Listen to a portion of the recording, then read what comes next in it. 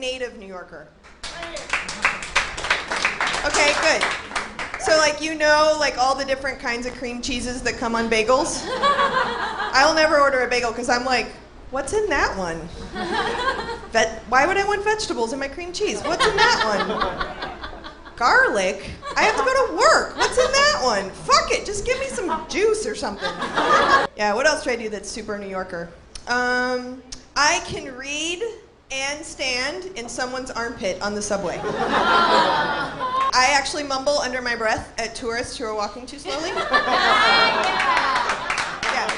Just a year and a half ago, I was the one like, Waverly and Waverly, what is going on in the village?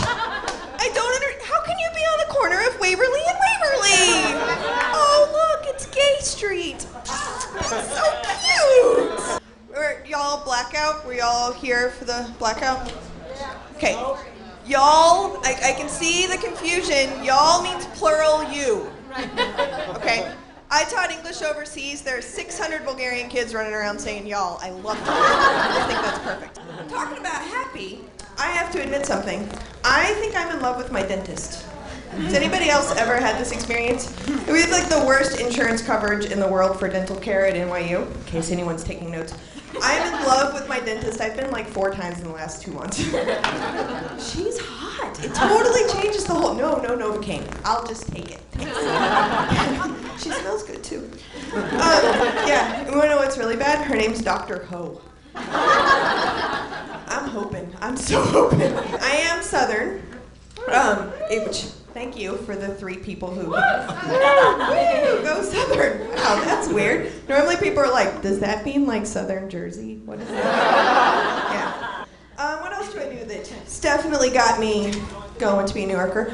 I noticed that I mutter under my breath at tourists. I think that that's a big one, because when you first move here, you're pretty dependent on your own map. And then suddenly one day you're like, fucking tourists with their goddamn maps. Yeah, my map is in my bag still, but shh. Yeah. Or like you try to be benevolent and like, can I help you because you're in my way? I definitely do some things that I'm not a New Yorker. As much as you may think with my intense fashion sense and all that I have definitely become a New Yorker, I'm not really. I'll start off with, tonight. That sounds like a good place to start. I work in Washington Square, NYU. About half the audience knows that. Okay. So I'm going to take the subway here because I'm broke, as I believe most New Yorkers are, but I don't actually use my credit card, so I can't live like a New Yorker. So I'm going to take the subway, and so I get on the 6 at Astor Place, which is just east of Broadway. No big deal. I'll just take it all the way up. Get off. I get off at 77th. It's local. I got a book. I can read on the subway now. So I get off at 77. I get off at Lexington and 77th, and I'm like, right? I'm like, well, Broadway should be like 3 or 4 west of here. Okay. Is that Central Park? Now, if I remember correctly, Central Park's large. Right up the middle. Where the fuck is, Broadway does that thing! Where the fuck is this goddamn club? When I first moved here, I was feeling a little worried because, have any of you ever put together IKEA furniture? Okay, IKEA furniture where I have like this green wardrobe thing that puts like my sweaters and my underwear in, which you guys really need to know exactly what's in the piece of furniture to get the joke, but follow. So the thing basically says like, pick up the piece of wood, and you're like, great, fuck you. I'm waiting for the little IKEA stick figure to be like, hey. But I didn't see that image. The page must have gotten ripped out. Anyway, so I'm putting together 2 major pieces of IKEA furniture and a futon when I first moved here. So it's loud, and I'm cussing up a storm and everything. So I decided to make pie for all of my neighbors. Yeah, I think that means that I'm poisoning them or something.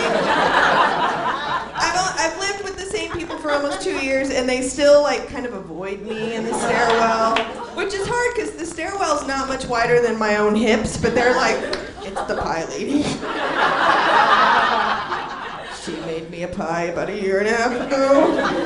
It's still in my freezer. I don't know what to do with it. Yeah. The downstairs neighbors actually ate the pie, and believe it or not, it was a tasty pie. They were very impressed. So I informed them, you don't actually have to use your cell phone to get a pie in New York. You can use your kitchen. And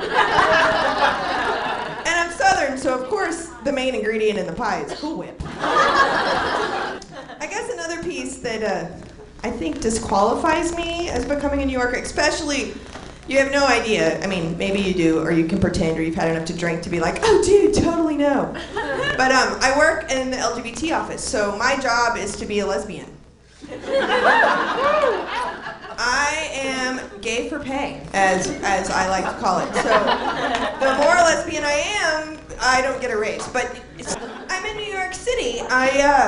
There's a couple of queer things to do in this city. Have you ever noticed that? Yeah, a couple parties, couple clubs, couple sex shows, sex parties, all that stuff. Yeah, and because of where I work, I actually get personal invites to these things. I can't really go though, because my students are gonna go. So this is my whole thought about this, and I'm talking to you guys because you're my students. Okay, so I filled up the audience basically, thank you very much. Yeah, so here's my thought. I remember seeing my 4th grade teacher in the grocery store and was like, what is she doing out? Why is she here? She's buying Coca-Cola.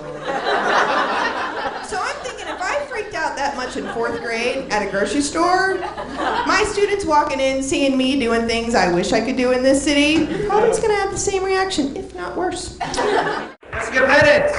Jessica Pettitt! She's a knight in shining armor. Jessica Pettitt! Jessica Pettitt!